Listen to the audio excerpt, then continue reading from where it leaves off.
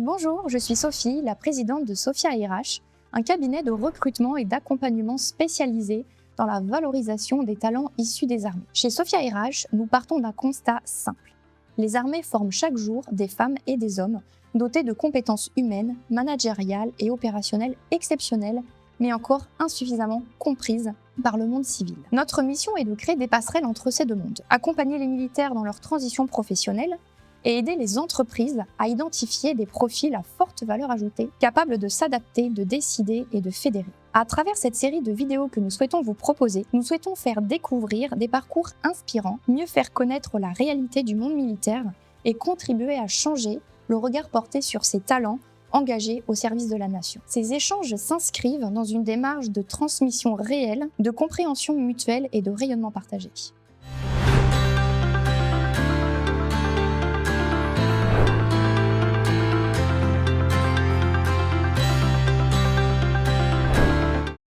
Bonjour, je suis Sophie. Bienvenue dans cette série d'entretiens proposée par le cabinet Sophia RH, un cabinet engagé pour valoriser les compétences issues du monde militaire et accompagner leurs pleines expressions dans le monde civil. Nous sommes convaincus que les parcours militaires constituent un vivier de talents exceptionnel, capacité à décider, à manager, à transmettre et à piloter des environnements complexes. Pourtant, la traduction de ces compétences vers le monde de l'entreprise reste encore souvent incomprise. Aujourd'hui, j'ai le plaisir d'accueillir Bernard Gueillot, ancien officier supérieur de l'armée de terre, actuel directeur France du CPA, qui est le Centre de perfectionnement aux affaires. Son parcours illustre concrètement la réussite d'une transition entre deux mondes et la richesse que cette hybridation peut produire. Bernard, merci beaucoup d'être avec nous. J'ai une première question. Tu as servi comme officier supérieur dans l'armée de terre, avant de devenir directeur France d'un centre de formation de premier plan. Qu'est-ce qui a été déterminant dans ton parcours de transition vers le monde civil ? Alors d'abord, effectivement, merci Sophie de m'accueillir. C'est une grande joie pour moi de pouvoir m'exprimer en tant qu'ancien militaire, en tant qu'aujourd'hui directeur du CPA France, formation de dirigeant d'entreprise. En fait, ça a été un long cheminement.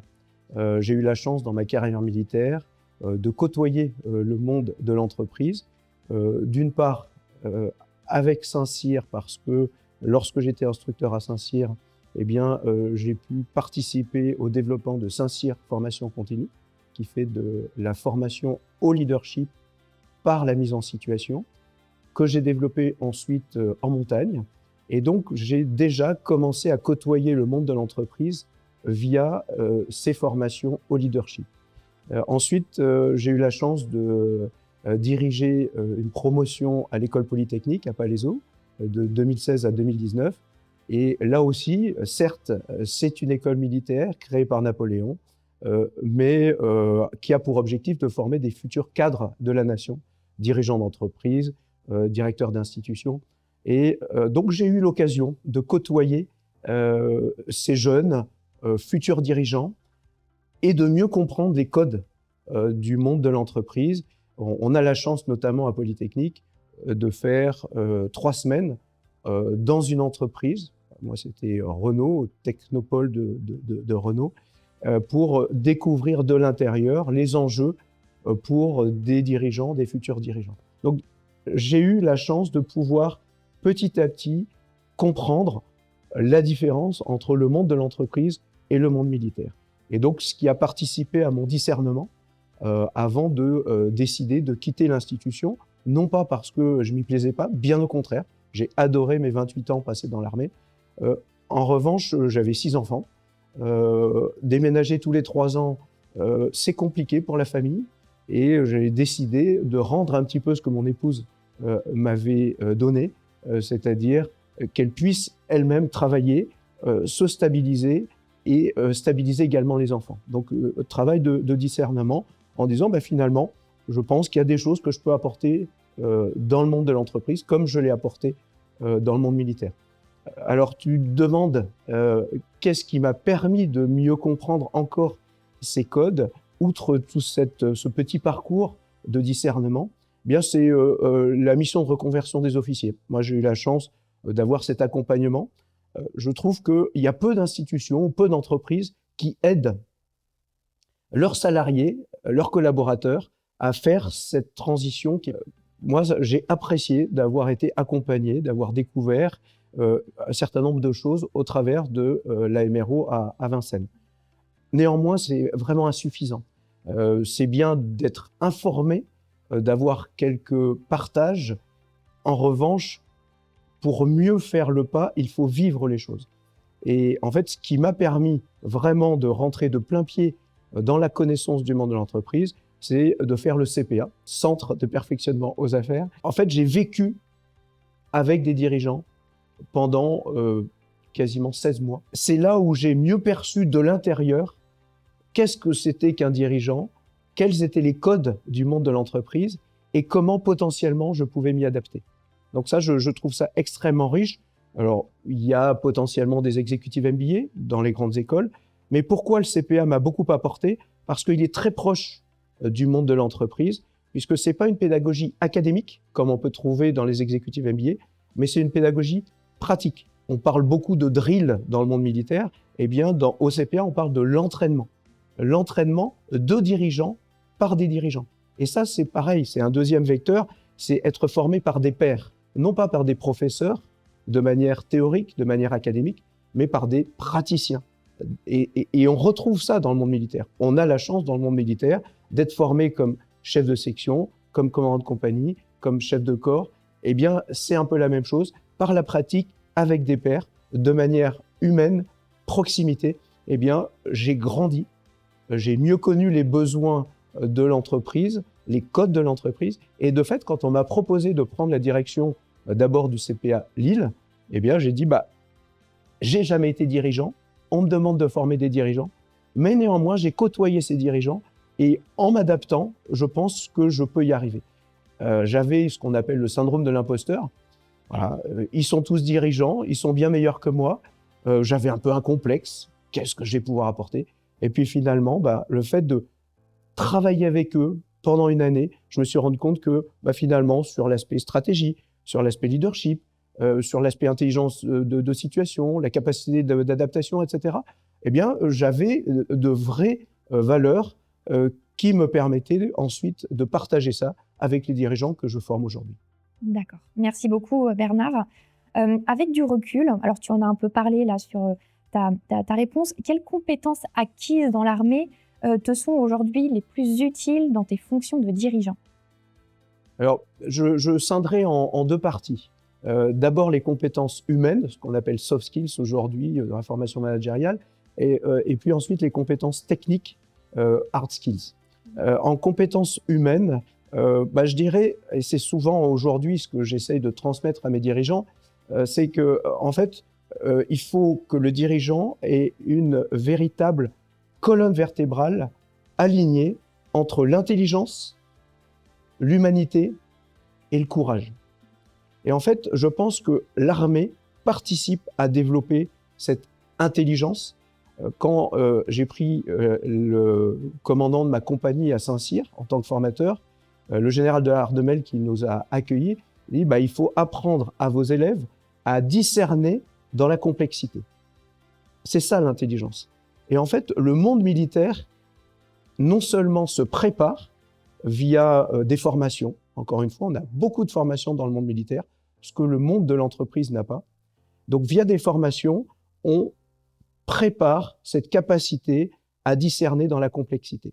Donc ça, cet aspect intelligence de situation, intelligence émotionnelle, eh bien tout ça, c'est développé dans l'armée par la formation, par l'entraînement, par les opérations extérieures. J'ai eu la chance de partir en Bosnie, au Kosovo, au Tchad, en Centrafrique, au Cameroun et en Afghanistan. À chaque fois, on a travaillé cette intelligence de situation, que ce soit dans le très court terme, que ce soit dans le moyen terme, dans le long terme. Et donc ça, c'est quelque chose qu'on peut transposer au monde de l'entreprise. Ensuite, je parle d'humanité ou d'humanisme. Paradoxalement, le militaire est profondément humain. Comme un médecin, comme une infirmière, rentrer dans l'armée, c'est une vocation, c'est un appel. On donne une partie de soi-même. Et de fait, je pense que l'humain est au cœur du commandement militaire. Et donc un dirigeant doit être humain. J'aime beaucoup, je ne sais pas si tu as eu l'occasion d'étudier, lorsqu'on préparait l'école de guerre, on avait un livre à travailler qui était L'éthique des dirigeants de Henri Hude, qui a été directeur de l'école Stanislas à Paris et qui ensuite était le responsable de la chaire d'éthique et de déontologie à Saint-Cyr. J'ai eu la chance d'avoir son fils comme élève à Saint-Cyr. Et en fait, il a écrit ce livre, L'éthique des décideurs. Il disait, il n'y a pas de bons décideurs sans filia. Et qu'est-ce que la filia? C'est Aristote qui disait, il y a 3 types d'amour. L'amour physique, l'amour agapé, le partage autour des agapes, autour de boissons, de nourriture, et la fraternité, la filia. Et bien, je pense que le monde militaire nous entraîne à aimer nos soldats, à les connaître vraiment finement, et ça, c'est quelque chose qui est totalement transposable dans le monde de l'entreprise. Et puis enfin, toujours sur cet aspect soft skills, eh bien, le courage. Souvent, on me demande de faire des audits managériaux dans les entreprises, et ce qui pêche le plus, c'est le manque de courage. C'est-à-dire, le dirigeant va acheter la paix sociale en disant que tout va bien, que tu es le meilleur, et puis finalement, on sent que c'est faux. Et donc, le lien de confiance qui pourrait se tisser entre le collaborateur et le dirigeant, eh bien, s'étiole petit à petit. Et c'est ce qui manque aujourd'hui dans le monde d'entreprise. Le militaire est formé au courage. Le courage de décider dans la complexité, le courage de prendre des décisions alors qu'il n'a pas tous les éléments pour discerner. Eh bien, ça, c'est aujourd'hui une qualité première du dirigeant d'entreprise. Et le militaire, non seulement a eu la chance d'être formé à ce courage, de l'avoir éprouvé. J'étais chasseur alpin, je suis parti par 2 fois dans une avalanche. Il a fallu que je sorte mes camarades de l'avalanche. On est confronté à des choses difficiles dans le monde militaire. Et donc, ce courage nécessaire au monde de l'entreprise, eh bien, on l'a pratiqué à plusieurs reprises. L'exemple de l'avalanche en est un. Les décisions en Afghanistan avec rentrer dans les vallées, ne sachant pas si on n'allait pas perdre des collaborateurs, c'est une preuve de courage. Donc, on a des chefs qui sont courageux. Moi, j'ai mon chef de corps en Afghanistan, le général Ponce, qui est un exemple de courage. Il partait au fond des vallées avec son unité pour montrer que lui aussi était engagé, qu'il ne se cachait pas derrière son bureau pendant que ses troupes... Ça, c'est du courage. L'exemplarité du leader, le fait de partir, de ne pas connaître, de décider dans l'incertitude, etc. Tout ça, c'est du courage. Donc voilà, dans cet aspect soft skills, dans cet aspect compétences humaines, eh bien, je pense que le militaire est non seulement formé dessus. Quand on forme à Saint-Cyr nos élèves, c'est un des piliers de la formation. Ce sont les compétences humaines. Et ensuite, on s'entraîne régulièrement à cela. Et enfin, on les éprouve dans des conditions extrêmement difficiles en opération. Deuxième pilier des compétences transposables, eh bien, ce sont les compétences techniques. Typiquement, le militaire a été formé à réfléchir de manière méthodique à la stratégie. J'interviens là aussi dans les entreprises pour travailler sur la réflexion stratégique des entreprises. Donc, j'accompagne des CODIR à réfléchir leur stratégie. Et souvent, quelle que soit la typologie des groupes que j'accompagne, grands groupes, ETI, PME, eh bien, il y a un manque cruel de méthode. On dit, voilà, on va faire une SWOT. Je ne sais pas si tu sais ce que c'est qu'une SWOT. Voilà, force, faiblesse, opportunité, menace.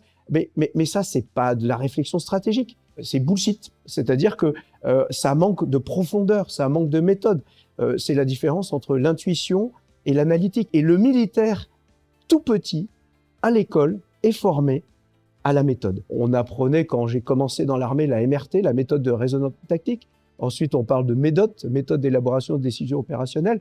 Eh bien, tout ça, c'est une méthode très fine qui permet, que ce soit pour un engagement long comme l'Afghanistan, quand c'est un travail de planification sur le long terme, eh bien de mettre en place cette méthode d'analyse, de décision et de déploiement stratégique de manière très fine, adaptée au terrain, et en co-construisant cette réflexion stratégique et cette décision stratégique. Eh bien, je pense que le militaire est là aussi armé pour aider les entreprises à réfléchir leur stratégie de manière très méthodique. Et ça, c'est une plus-value considérable qu'on peut transposer du monde militaire au monde de l'entreprise. Deuxième savoir-faire, eh bien, c'est la capacité à gérer des crises, la capacité à gérer des situations complexes. Là aussi, on est aujourd'hui dans un monde plein d'incertitudes. Alors, je ne sais pas si tu connais le concept VUCA, développé par les Américains après la chute du mur de Berlin. Nous étions auparavant dans une succession de crises. Aujourd'hui, on est dans une simultanéité de crises. Donc, l'incertitude fait partie inhérente de notre monde, heureusement. Le philosophe Charles Pépin, voilà, qui lui faisait une analyse très fine de cette incertitude, qui fait partie de la vie de tout un chacun. Heureusement qu'on vit dans l'incertitude. Sinon, on n'aurait pas de libre arbitre, on n'aurait pas à choisir. Et donc, c'est juste que l'incertitude s'est accélérée. Et de par, en particulier, cette simultanéité de crises économiques, géopolitiques qu'on vit aujourd'hui. On le voit avec Trump, avec cette nouvelle émergence d'empires qui finalement repartent sur des conquêtes qu'on avait occultées depuis la fin de ce monde bipolaire qui était à peu près stable. Et de fait, la capacité à gérer l'incertitude, la capacité à gérer des crises, eh bien, le militaire y est préparé. Encore une fois, il est entraîné à cela, il l'a éprouvé. Juste avant de partir en Afghanistan, pendant une semaine, on s'est entraîné dans des situations très proches de l'Afghanistan, parrainé par un bataillon de chasseurs alpins, le 27e BCA, qui avait été en Afghanistan auparavant. Et pendant une semaine, on n'a pas arrêté de gérer des crises. Eh bien, lorsqu'on est arrivé en Afghanistan, on était prêt. Et ça, je trouve que le militaire est capable d'avoir cette lucidité, cette hauteur de vue, cette résilience que n'ont pas tous les dirigeants d'entreprise. Et pourquoi ? Parce qu'il l'a éprouvé en formation, en entraînement et en opération.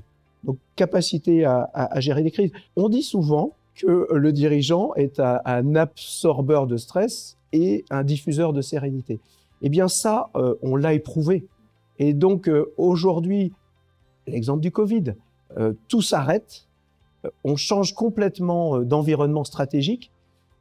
Beaucoup de dirigeants n'avaient ni de méthode de gestion de crise, ni cette capacité, cette posture de dirigeant, justement, à diffuser la sérénité. Et beaucoup ont amplifié le stress dans leur entreprise parce qu'ils n'étaient pas préparés à ça. Le militaire est préparé à ça.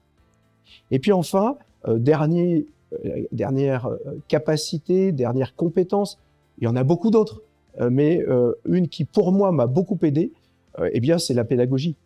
En fait, le militaire, depuis son plus jeune âge en tant que chef de section, est entraîné à être pédagogue. Quand j'ai commandé ma première section, donc une trentaine de personnes, j'avais 21 ans.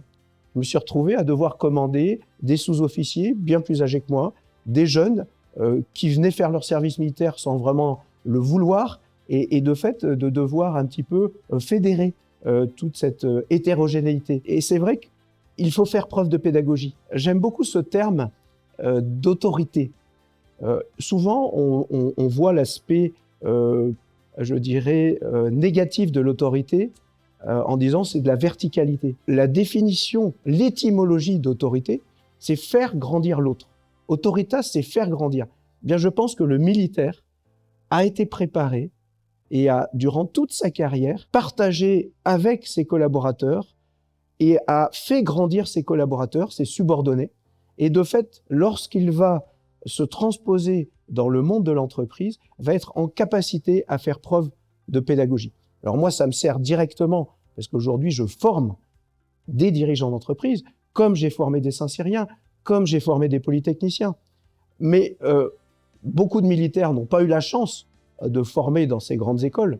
Néanmoins, là aussi, je pense que c'est dans le discernement de ce qu'a pu acquérir le militaire pendant sa carrière, le militaire a été entraîné à être pédagogue et de fait peut former ses collaborateurs dans le monde de l'entreprise avec beaucoup de finesse et avec cet objectif non pas de transmettre de manière verticale un savoir, mais bien de le partager de manière horizontale et de manière très fine, en disant toi Sophie, de quoi tu as besoin pour grandir, quel est ton moteur?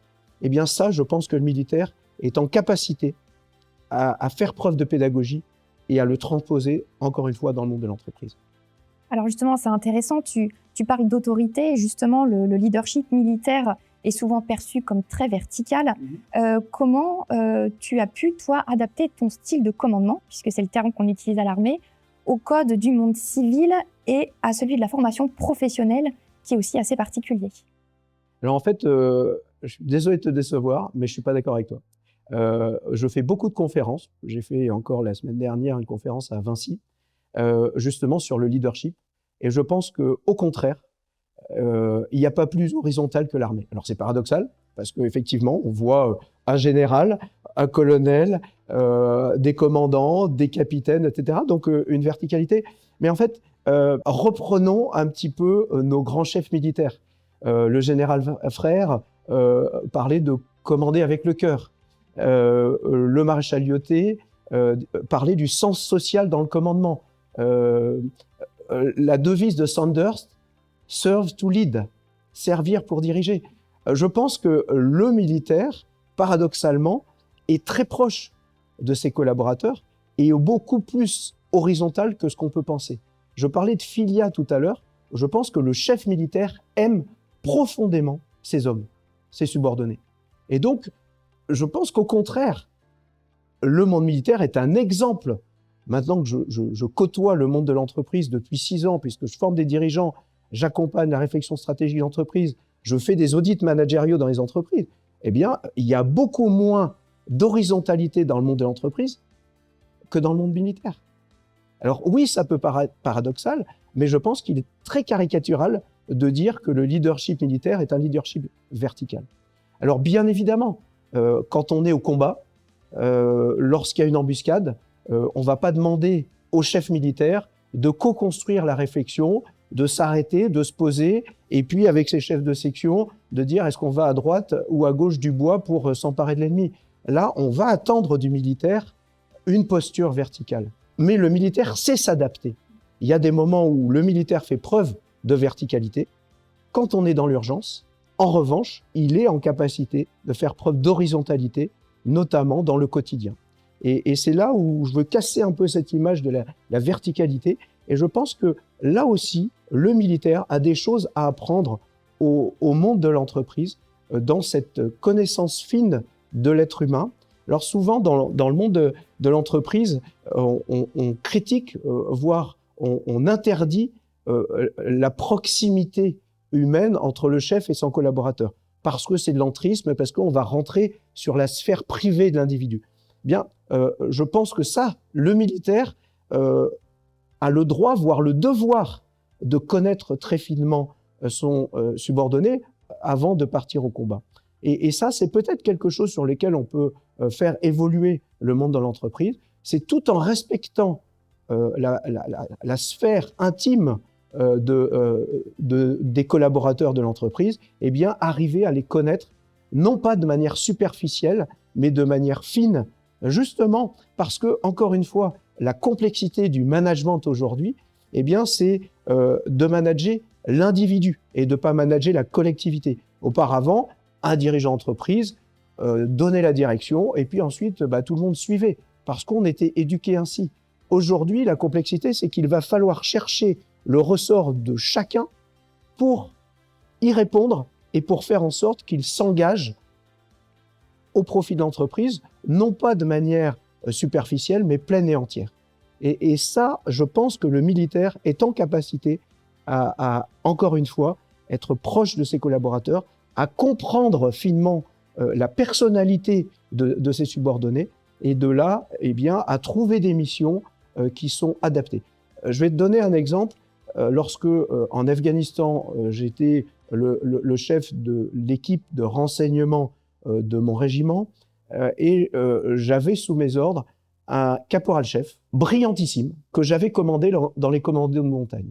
Je savais qu'il était extrêmement capable intellectuellement, que c'était quelqu'un qui physiquement était très fort, qui avait beaucoup de caractère, et j'étais convaincu qu'à partir du moment où je lui donnais des tâches administratives ou des tâches de réflexion sur l'analyse de l'ennemi pendant 7 mois avec des tensions permanentes, des menaces permanentes, eh bien, il risquait au mieux de se désintéresser, au pire d'être en dysfonctionnement total et donc de générer de la complexité dans mon commandement et de fait d'obérer une partie de ma capacité d'analyse. Et les Américains nous ont demandé un officier pour se former sur une méthode très particulière qu'il fallait ensuite diffuser au sein des 800 personnes du régiment.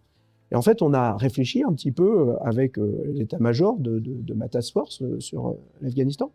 Et puis, moi, j'ai proposé ce caporal-chef en disant, mais il est brillant intellectuellement. Alors, il ne veut pas passer officier ou sous-officier parce qu'il est très bien là où il est, à faire du renseignement au sein des commandos de montagne. Mais en revanche, il a une capacité qui va bien au-delà. Il a un engagement qui va bien au-delà. Il a cette capacité d'adaptation qui va bien au-delà. Et de fait, ça a été validé par le chef de corps. On a dit, on va envoyer ce caporal-chef se former auprès des Américains et ensuite pour former l'intégralité des membres, des soldats, des chasseurs alpins du 13e BCA. Il a fait un travail remarquable. À la fin de nos 7 mois en Afghanistan, il a été médaillé par les Américains. Il a reçu une lettre de félicitations. Et en fait, les Américains ne savaient pas que ce n'était pas un officier, puisqu'on l'avait zingué, comme on dit dans le monde militaire, c'est-à-dire on lui avait donné un grade supérieur à son grade pour qu'il puisse parler d'égal à égal pendant la formation. Et c'est là où je dis, cette connaissance fine de l'individu permet de fait de trouver ses moteurs et ensuite de décupler son engagement. Et ça, dans le monde de l'entreprise, c'est encore quelque chose qui n'est pas assez pratiqué. Alors, on fait des formations lorsqu'on forme nos dirigeants sur le DISC. Je ne sais pas si tu connais. Voilà, c'est la connaissance un peu fine des styles managériaux. Est-ce que tu es plutôt leader? Est-ce que tu as plutôt besoin du groupe pour être bien dans ta mission? Est-ce que tu as besoin de comprendre le sens ou le process? Eh bien, ça, on se forme, mais on le pratique rarement.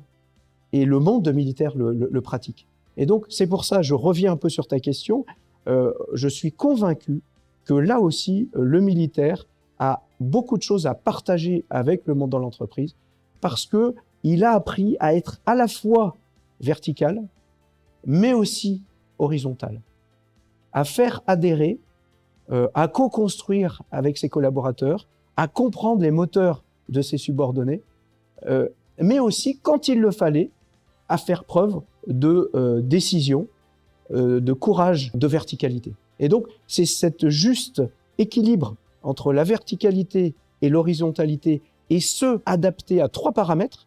Le premier paramètre, c'est le contexte global. Je te donnais l'exemple tout à l'heure. On est dans une embuscade. Eh bien, de fait, il va falloir réagir très vite. Et nos subordonnés attendent ça. Ils n'attendent pas qu'on soit dans l'horizontalité ou dans la co-construction. Ils veulent que le chef réfléchisse vite, décide vite et de fait sauve des vies. Deuxième critère de choix entre la verticalité et l'horizontalité, eh bien c'est, je dirais, la personne qu'on a en face de soi. J'ai travaillé quand j'étais en Bosnie au Kosovo avec des Serbes. Quand on connaît un petit peu la culture slave, eh bien c'est vraiment une culture de confrontation. C'est une culture de rapport de force. Et de fait, si on ne comprend pas cette culture, alors, eh bien, on n'obtient aucun résultat. Être vertical par rapport à un slave qui est lui-même vertical, c'est ce qui est demandé. Donc, dans le discernement, la posture de verticalité est adaptée. Et puis enfin, le troisième élément de discernement entre la verticalité et l'horizontalité, c'est toi. On est tous différents et on a tous des postures différentes. Et le pire, c'est de commander à contre-personnalité. Il y a beaucoup de livres qui ont été écrits, notamment par le général de Villiers, par François Bert, sur le chef. Aujourd'hui, on souffre cruellement dans le monde politique, comme dans le monde de l'entreprise, d'un manque de chef. C'est la différence que je fais entre le leadership et le management. Souvent, on m'a posé ces questions pendant les formations de dirigeants. On dit, revenons à la définition anglaise. To manage, c'est gérer. To lead, le leadership, c'est diriger, entraîner. Et là, eh bien, on a malheureusement beaucoup de managers dans le monde politique comme dans le monde de l'entreprise, et on a peu de dirigeants qui, de fait, vont avoir le courage de décider, qui vont pas gérer, qui vont entraîner, diriger, donner l'exemple, donner leur cœur, s'engager. Et c'est ça dont on a besoin. Le militaire est préparé à ça, il a été formé à ça, on l'a formé, on l'a entraîné, il l'a pratiqué dans des situations très complexes, et de fait, c'est là aussi quelque chose qu'il peut apporter au monde de l'entreprise. Très bien. Merci beaucoup Bernard. Une dernière question, qui est une question conseil final aussi bien pour un militaire que pour une entreprise. Quel conseil donneriez-tu aujourd'hui à un militaire qui prépare sa reconversion, mais aussi à un dirigeant qui hésite encore à recruter un ancien militaire de par tout plein de clichés Alors, merci pour cette question parce que, en fait, j'ai vécu ça, comme toi. Et c'est vrai que je pense que la première des choses, c'est le discernement. C'est-à-dire que le militaire doit d'abord comprendre qui il est. Tout militaire ne s'adapte pas facilement dans le monde de l'entreprise. Et de fait, c'est qu'est-ce que je vais aller chercher dans ce monde qui est différent. Souvent, on dit l'herbe est plus verte dans le pré d'à côté. Non, l'herbe n'est pas plus verte dans le monde de l'entreprise. J'ai vécu des choses dures. Mon DG, mon DGA qui sont partis en burn-out. Donc, on est confronté à de vraies difficultés dans le monde de l'entreprise. Et donc, il ne faut pas idéaliser le monde privé en tant que militaire, parce que, encore une fois, on a beaucoup de chance dans le monde militaire d'être accompagné, d'avoir des subordonnés qui sont loyaux, qui sont fidèles, qui sont formés comme nous à raisonner rapidement, à s'adapter rapidement. Et de fait, c'est pas le cas dans le monde de l'entreprise. Donc, le militaire qui se dit, je pars dans l'entreprise parce que je vais gagner plus d'argent et parce que ça va être plus simple, je pense que c'est un mauvais discernement. C'est plutôt bien se comprendre soi-même, qu'est-ce que je veux aller chercher dans le monde de l'entreprise et qu'est-ce que je peux apporter au monde de l'entreprise. Donc voilà, je pense que la première des choses, avant de faire ce pas-là, eh bien, c'est de réfléchir, de se challenger avec des personnes comme toi, Sophie, qui ont fait ce pas-là et qui peuvent conseiller avant de faire le pas, et non pas une fois le pas effectué. Ça, je pense que c'est déterminant. La deuxième chose, eh bien, c'est là aussi, on a la chance d'avoir des structures telles que la MRO, eh bien, de ne pas hésiter à frapper à la porte. Et même si c'est largement insuffisant, ça permet de mieux connaître certains codes. Ne pas hésiter à se faire accompagner par des structures existantes. On a la chance, dans le monde militaire, d'être aidé dans ce parcours de reconversion et il faut s'appuyer sur ces aides-là. Et puis enfin, alors je vais prêcher pour ma paroisse, mais j'en suis absolument convaincu parce que je l'ai vécu. Le fait de faire une formation telle que le CPA au sein peut-être pas d'une école, parce que l'école est très académique et de fait un militaire, après une carrière militaire, repartir dans l'académique, c'est compliqué. Mais avec ce type d'écoles qui sont à la fois humaines, pratiques et font s'entraîner ensemble des dirigeants, eh bien, ça permet là aussi de mieux connaître les codes en les vivant. Et ça, je pense que c'est extrêmement précieux. C'est-à-dire que c'est grandir ensemble avec d'autres dirigeants formés par des pairs, de manière pratique, de manière humaine, et se laisser porter avec de la confiance par ces challenges. Au début, c'est compliqué. Moi, au début, j'ai dit, mais qu'est-ce que je viens faire dans ce monde-là ? Travailler des études de cas d'entreprise alors que j'ai jamais fait de finance auparavant. Je connaissais pas la RH, je connaissais pas le marketing, je connaissais pas la supply chain, je connaissais pas les SI, etc. Tout ça, je dis, mais comment je vais faire ? Un, je suis pas légitime, et deux, les autres l'ont éprouvé alors que moi, je n'ai pas éprouvé. Alors là, c'est un petit conseil, oser et faire confiance. Faire confiance aux autres et se faire confiance soi-même. Et moi, c'est ce que j'ai fait. J'ai osé faire ce pas d'aller me former au CPA, et puis finalement, je me suis fait confiance en disant, tu as appris à t'adapter, pourquoi tu n'arriverais pas à t'adapter? C'est ce qui a marché. Et à tel point qu'à la fin de la formation, on m'a dit, c'est toi qu'on veut pour diriger la formation. Alléluia. Alors que là aussi, je n'étais pas dirigeant. Je forme des dirigeants, je n'ai jamais été dirigeant. Donc, finalement, on voit que le monde de l'entreprise perçoit en nous un certain nombre de valeurs, un certain nombre de compétences nécessaires pour, là aussi, aller dans l'entreprise. Alors, moi, ma compétence, elle est dans la pédagogie, puisque je forme des dirigeants. Donc, je pense que c'est ce qu'on est allé chercher également. Mais tout ce que j'ai évoqué tout à l'heure, dans les compétences techniques, dans les compétences humaines, dans l'engagement, dans le travail, le militaire, on lui a toujours appris à ne pas compter ses heures. Dans le monde d'entreprise aujourd'hui, quelqu'un qui est loyal et qui compte pas ses heures, c'est du pain béni. Aujourd'hui, un DRH, il va pas chercher de la compétence technique, il va chercher de la compétence humaine. Parce que le technique, on peut le travailler, l'humain, c'est trop tard. Donc, on a ces compétences humaines fortes, il faut savoir les exprimer. C'était le DRH de Michelin qui me disait, mais les pires dans les entretiens de recrutement, ce sont les généraux. Ils sont incapables de se vendre. Il dit, qu'est-ce que vous pouvez apporter à l'entreprise? Moi, rien, j'étais que militaire. Alors ça, c'est catastrophique. D'où l'importance aussi de faire des formations, de vivre avec des dirigeants et d'être en capacité à transposer tout ce qu'on a acquis dans le monde militaire. Il va falloir le transposer dans un langage qui soit audible par l'entrepreneur qui va nous recruter, mais n'ayons pas de complexe. On a des choses à apporter. Qui plus est, dans un monde d'incertitude où le militaire qui a été préparé à gérer l'incertitude, qui a une méthode d'analyse stratégique, qui a une posture de dirigeant en capacité de résilience, c'est du pain béni pour les entreprises.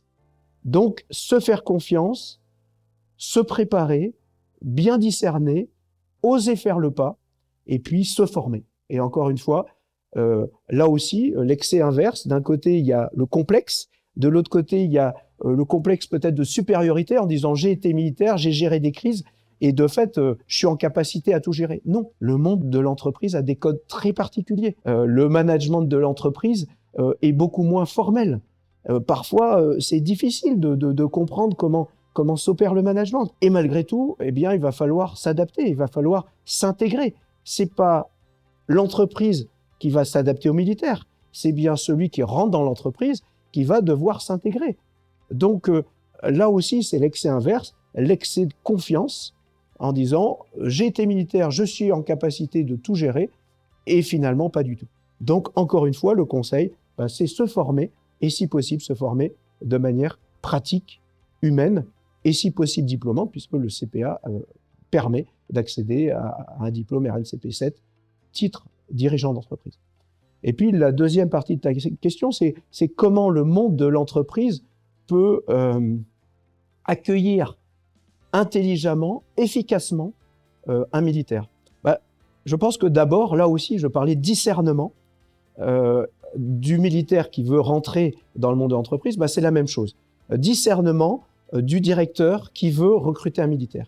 C'est de bien comprendre ce que le militaire peut lui apporter et puis la transition que va être obligé de faire le militaire entre une armée très structurée avec un commandement hiérarchisé, il était très humain, mais néanmoins il est très hiérarchisé, et un monde de l'entreprise où finalement, je te le disais tout à l'heure, beaucoup ne sont pas des dirigeants, mais sont des managers. Donc ils gèrent bien leur entreprise, mais ils ne la dirigent pas. Et ça, pour un militaire, c'est très compliqué à comprendre, à s'adapter, etc. Et donc, le dirigeant doit discerner, est-ce que c'est bien un militaire dont j'ai besoin? Là aussi, c'est pas parce que le militaire a géré des crises qu'il est adapté à l'entreprise en général et à mon entreprise en particulier. Quelle est ma culture d'entreprise? Quelle est mon histoire d'entreprise? Est-ce que le militaire va s'intégrer? Donc, première partie, discerner de l'intérêt de faire venir un militaire en comprenant bien les codes du monde militaire. Et ça, potentiellement, je peux les y aider. Et toi aussi. Deuxième chose, c'est alors on part dans le monde de l'entreprise d'onboarding. Donc, faire cette phase d'accueil des nouveaux collaborateurs. Je pense qu'elle est cruciale, cette phase-là. Parce que, encore une fois, c'est pas facile de faire ce pas-là. On quitte une institution dont on connaît parfaitement les codes, on rentre dans une institution dans laquelle on n'a pas de repères. Et donc, c'est aider le militaire à trouver ses repères, peut-être en l'accompagnant un peu plus, de manière un peu plus marquée par rapport à d'autres qui ont été recrutés d'une entreprise à une autre. Donc voilà, faire tout ce travail d'accueil fin, intelligent du militaire pour, in fine, exploiter son plein potentiel. Tout à l'heure, je te disais, il faut trouver les moteurs des personnes pour finalement faire en sorte qu'ils s'engagent résolument et de manière efficace auprès de l'entreprise. Eh bien, c'est ça. Je comprends mon militaire, je comprends sa personnalité, je comprends ses codes, et à partir de là, je vais pouvoir l'accueillir efficacement. Donc ça, ce travail de transition est déterminant. Et puis après, tout à l'heure, je te disais, oser et faire confiance pour le militaire qui va rejoindre une entreprise. Eh bien, c'est pareil. Oser et faire confiance. Le dirigeant, accueillir un militaire, c'est pas neutre. Donc parfois, on en a peur. Et je dis, oser. Et aujourd'hui, on voit beaucoup de dirigeants qui accueillent des militaires et qui finalement ont osé faire ce pas et qui sont extrêmement satisfaits derrière. Donc oser et puis ensuite faire confiance. C'est-à-dire, oui, peut-être que le militaire ne va pas répondre immédiatement au code de l'entreprise. Peut-être qu'il va y avoir un processus d'intégration et d'adaptation au code. Mais là, il ne faut pas, la période d'essai est de 3 mois, non, il ne s'est pas adapté, donc je le vire et puis je vais prendre une autre personne parce que ça ne marche pas. Non, il peut y avoir, en fonction des personnalités, un process un peu plus long d'intégration. C'est accepter, faire confiance, et puis finalement, le militaire trouvera les codes et apportera toute sa plus-value, que ce soit dans la méthode d'analyse stratégique, que ce soit dans la gestion de crise, que ce soit dans son engagement, que ce soit dans son travail, que ce soit dans ses valeurs, etc., tout ce dont on a parlé jusqu'à maintenant. Et ça, c'est précieux aujourd'hui dans les entreprises qui sont confrontées à beaucoup, beaucoup d'incertitudes, qui sont confrontées à un manque, encore une fois, de courage managérial. Le militaire fait preuve de courage managérial, et donc c'est extrêmement précieux dans l'entreprise en général et dans le monde de l'entreprise actuelle qui est encore une fois plein d'incertitudes. Très bien. Merci Bernard en tout cas de cet échange et de tous les éléments que tu nous as apportés qui sont d'une extrême richesse et que je pense sincèrement qu'il est bon d'entendre et que peu de personnes en tout cas le mettent en avant. Donc merci beaucoup de ton témoignage et de cette participation à cette interview. Merci à toi. Merci pour ton engagement également parce que tu participes à faire ce travail de lien entre le monde militaire que tu connais très bien et le monde de l'entreprise. Et je pense que si on est plusieurs à s'associer pour travailler cette transition, les entreprises y trouveront beaucoup de bénéfices. Et donc, merci à toi pour ton engagement également. Merci. Voilà. Merci d'avoir suivi cet entretien et n'hésitez pas à vous inscrire pour suivre les prochains rendez-vous.